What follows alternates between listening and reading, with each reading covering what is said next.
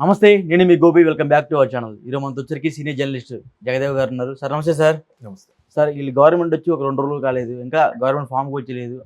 ఈ మధ్యలో పోర్ట్ఫోలియోల వల్ల గొడవలు జరుగుతున్నాయి అంట. నాకు ఆ మంత్రి కావాలని, నీకు ఈ మంత్రి కావాలని, జనసేనకి 7 మంత్రి స్థానాలు కావాలని డిమాండ్ చేస్తున్నారంట. అంటే ఈ మంత్రి స్థానాల వల్ల వీళ్ళిద్దరి మధ్య ఏమైనా విభేదాలు వస్తాయంటారా కూటమి మధ్య? అప్పుడే అలా చెప్పగలం ఉమ్, కానీ కాదు. ఎందుకంటే ఉమ్, అందరికీ తెలిసింది ఏంటంటే చాలా జాగ్రత్త. రాజకీయాలు అంటేనే ఉమ్, రకరకాలుగా ఉంటది. ఉమ్, అంటే మిగతా అన్ని రంగాలు ఒక ఎత్తు, ఉమ్, ఒక్క రాజకీయం ఒక ఎత్తు. ఎందుకంటే అన్ని రంగాల్లో ఉండే రాజకీయాలన్నీ ఆ రాజకీయాలు ఉంటాయి. ఉమ్, అందుకే రాజకీయం అన్నారు. బా ఈ రాజకీయాలు ప్లే చేస్తున్నాడు రా అని అంటారు. అంటే తెలుసు, ప్రజలకు కూడా తెలుసు అది ఎలా ఉండబోతుంది అంటే.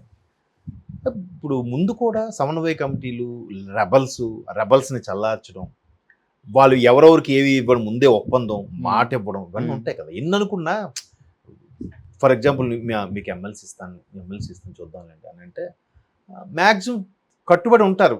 కొన్ని ప్రెషర్స్ తప్పడం వల్ల వాళ్ళు అడుగుతున్నారు అబ్బాయి ఎమ్మెల్సీ, అప్పుడు ఇది యాంటీ అవుతారు. మళ్ళీ ఎలక్షన్స్లో వాడికి ఏదో ఒకటి చేయకపోతే ఖచ్చితంగా ఇదైపోతుంది. ఇప్పుడు మొన్న వైసీపీ ప్రభుత్వం అది కూడా ఒక మైనస్సే. ఎలా అంటే ఏ వ్యవస్థలో అయినా స్టెప్ బై స్టెప్ ప్రోటోకాల్ ఉంటుంది. కార్యకర్త, sarpanch, MPTC, ZPTC, MLA, MLC, minister, అర్థమైందా, కార్పొరేషన్ పోస్టులు, రకరకాల ఇలాగ. ఆ తర్వాత ఫైనల్గా మంత్రులు, ముఖ్యమంత్రి. నేనే బటన్ నొక్కుతాను, నీకు వెళ్ళిపోద్ది, మధ్యలో మీకు ఎవరికి సంబంధం లేదు, మీరు ఎవరు ముట్టడానికి లేదు, మీరు ఎవరు తాకడానికి లేదు, మీరు ఎవరు చెప్పడానికి లేదు, నా పథకాలే నిలబెట్టేస్తే ఎవరు తిరగలేదంటే ఇలాగే అవుతుంది. ప్రతి దేని ప్రాధాన్యత దానికి ఉంటుంది, అంతే కదా. అందరూ పల్లకి ఎక్కితే పల్లకి మోసేవాడు ఎవడు? మోసేవాడికి కూడా ప్రాధాన్యత ఇవ్వాలి. ఆడు మోస్తున్నాడు కానీ మనం ఏం చెప్పాలి, నా బరువు అంత మోస్తున్నావు అబ్బా, నీ భుజాలు ఏమవుతున్నాయి అంటో ఓకే అని ఆడికి 10 రూపాయలు 20 రూపాయలు ఎక్స్ట్రా ఇవ్వాలి. నెక్స్ట్ ఆడు మోయడు మళ్ళీ. ఇదే లౌక్యం అంటే, ఇదే రాజకీయం అంటే. అలాగా ప్రతిదానికి స్టెప్ బై స్టెప్ ఉన్నప్పుడు, ఇప్పుడు మొన్న పవన్ కళ్యాణ్ గారి విషయం ఉంది. పిఠాపురంలో నేను ఇంత బాగా గెలవడానికి ప్రధాన కారణం వర్మ గారు చెప్పాడుగా. అవునన్నారు. గెలిచిన తర్వాత కూడా అదే మాట చెప్పాడు. గెలవక ముందు చెప్పడం ఒక మాట, గెలిచిన తర్వాత కూడా వాస్తవం అని పిలిస్తే, ఆయన రండి వర్మ గారు అని పిలిస్తే స్టేజ్ మీదకి వస్తే ఆయన తిరిగి వర్మ గారు ఈయనకి సన్మానించాడు. చాలు తిరుపతి లడ్డు ఇచ్చి కదా. అంటే చెప్తున్నాను, వర్మ గారు కూడా ఏదో అనుకున్నాడంట ముందు, బట్ ఆయనతో ఉన్నాక నాకు అర్థమైంది అన్నాడు. అప్పుడే చెప్పాడు కూడా, ఈయనకి నాకు చేశారు. ఈవెన్ బాబు గారు కూడా చెప్పారంట, మీకు అక్కడ ఇంకే ప్లేస్ అయితే వర్మ నీ కోసం ట్రై చేయవండి, కానీ పవన్ కళ్యాణ్ స్టార్ట్ చేస్తాను, పవన్ కళ్యాణ్ ఇంత మన కోసం చేస్తున్నప్పుడు ఆయన కోసం ఆ సీటు కేటాయించిపోతే బాగోదు అని బాబు గారే వర్మ గారి కాంప్రమైజ్ చేశారట. సరే అన్నారు. ఈయన పవన్ కళ్యాణ్ గారు ఇక్కడ నుంచి ఎమ్మెల్సీ, నెక్స్ట్ ఈయనకి ఎమ్మెల్సీ మనం వర్మ అన్నట్టు చెప్పుకున్నారు. మరి అడ్జస్ట్మెంట్ అర్థమవుతుందా?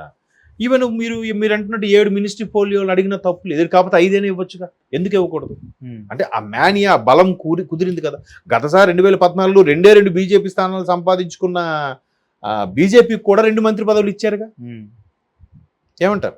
ఇప్పుడు జనసేన ఉంది సెంట్రల్లో, 2 వచ్చాయి, బట్ ఒకటి సెంట్రల్ ఇవ్వచ్చేమో మోదీ గారు.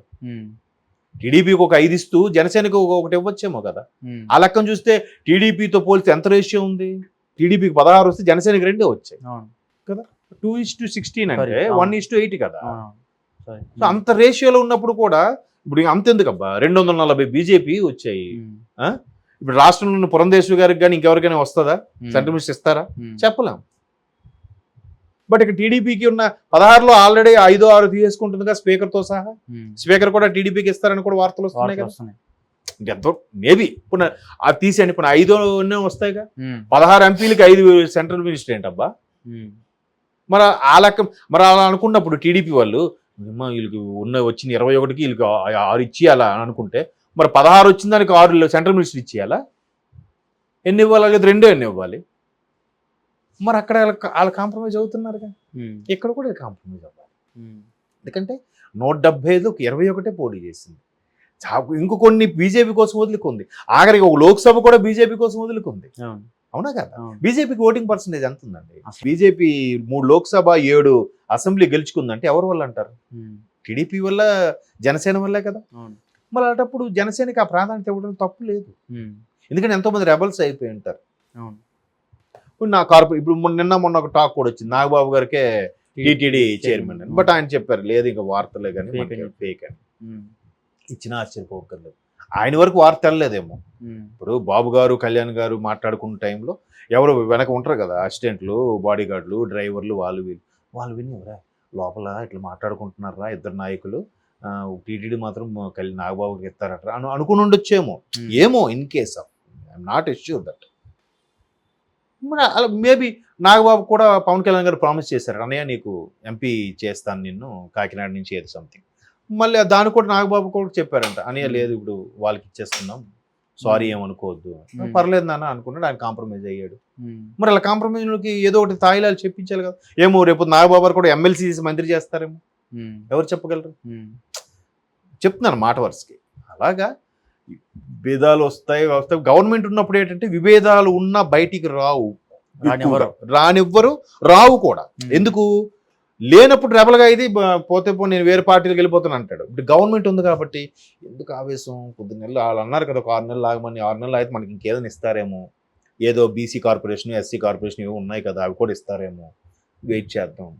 బోల్డ్ ఉన్నాయి కదబ్బా, అంతేనా నామినేటెడ్ పోస్టులు చాలా ఉన్నాయి. చాలా ఉన్నాయి, ఉమ్, శాఖకి ఉన్నాయి.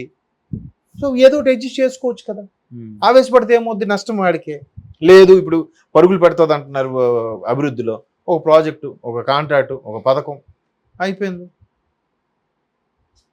ఎలాగో ఉంటాయో తెలుసు కదా సెట్టింగ్లు. ఉమ్, మరి అందుకు ఒకవేళ మీరు అన్నట్టు అప్పుడే వచ్చాయి విభేదాలంటే, ఇప్పుడు మీ వరకు వచ్చేది అంటే తారాస్థాయికి వస్తే కానీ మీ వరకు రాదు. ఉమ్, ముందు వచ్చాయంటే అర్థం ఉంది ఎలక్షన్స్ ముందు.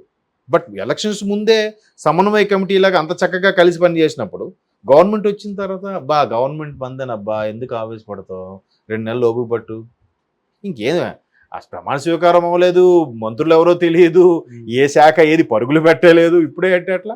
ఉమ్, కాబట్టి ఇవన్నీ ఉంటే ఉండొచ్చు. ఉమ్, ఇలాంటివి ఏంటంటే వార్తలు మన వాళ్ళకి ఏంటంటే పాజిటివ్ కానీ నెగిటివ్ వార్త త్వరగా ఉమ్, అదేంటంటారు నిజం పెదవి దాటే లోపు అబద్ధం ఊరు దాటేస్తుందంట. ఉమ్, అట్లా జరుగుతుంటాయి. బట్ అవన్నీ ఉంటే సహజమే, లేకపోతే అంత వాస్తవాలు కాదని నా అభిప్రాయం. బట్ ఇక టీడీపీకి ఉన్న 16లో ఆల్రెడీ 5-6 తీసేసుకుంటుందిగా స్పీకర్తో సహా. ఉమ్. స్పీకర్ కూడా టీడీపీకి ఇస్తారని కూడా వార్తలు వస్తున్నాయి వార్తలు కదా. వస్తున్నాయి. ఇంకెంతో మేబీ ఇప్పుడు అది తీసేయండి, ఇప్పుడు 5 వస్తాయిగా. ఉమ్, 16 ఎంపీలకి 5 సెంట్రల్ మినిస్టర్ ఏంటబ్బా. ఉమ్, మరి ఆ లెక్క, మరి అలా అనుకున్నప్పుడు టీడీపీ వాళ్ళు వీళ్ళకి వచ్చిన 21కి వీళ్ళకి 6 ఇచ్చేయాలా అని అనుకుంటే, మరి 16 వచ్చిన దానికి 6 సెంట్రల్ మినిస్టర్ ఇచ్చేయాలా? ఎన్ని ఇవ్వాలి, లేదా 2 ఎన్ని ఇవ్వాలి? మరి అక్కడ వాళ్ళు కాంప్రమైజ్ అవుతున్నారుగా, ఉమ్, ఇక్కడ కూడా కాంప్రమైజ్ అవ్వాలి. ఉమ్, ఎందుకంటే 175 21 పోటీ చేసింది. ఇంకో కొన్ని బీజేపీ కోసం వదులుకుంది, ఆఖరికి ఒక లోక్సభ కూడా బీజేపీ కోసం వదులుకుంది. అవును, అవునా కదా? అవును. బీజేపీకి ఓటింగ్ పర్సంటేజ్ ఎంత ఉందండి? బీజేపీ 3 లోక్సభ 7 అసెంబ్లీ గెలుచుకుందంటే ఎవరి వల్ల అంటారు? ఉమ్, టీడీపీ వల్ల, జనసేన వల్లే కదా. అవును, మరి అలాంటప్పుడు జనసేనకి ఆ ప్రాధాన్యత ఇవ్వడం తప్పు లేదు. ఉమ్, ఎందుకంటే ఎంతోమంది రెబల్స్ అయిపోయి ఉంటారు. ఇప్పుడు ఇప్పుడు నిన్న మొన్న ఒక టాక్ కూడా వచ్చింది, నాగబాబు గారికే టీటీడీ చైర్మన్ అని. బట్ ఆయన చెప్పారు లేదు ఇంకా వార్తలే కానీ ఫేక్ అని. ఉమ్, ఇచ్చిన ఆశ్చర్యపోకర్లేదు. ఆయన వరకు వార్త వెళ్ళలేదేమో. ఉమ్, ఇప్పుడు బాబు గారు కళ్యాణ్ గారు మాట్లాడుకున్న టైంలో ఎవరు వెనక ఉంటారు కదా, అసిస్టెంట్లు, బాడీ గార్డులు, డ్రైవర్లు,